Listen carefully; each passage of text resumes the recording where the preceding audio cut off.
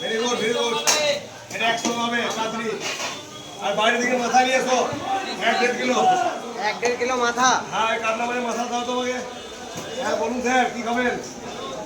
দেখুন ভাই কত মারি গুলো।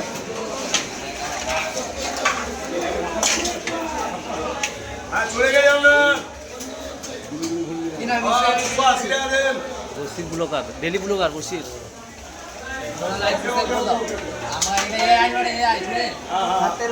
ওকে ওকে ওকে। কি খাবেন দাদা?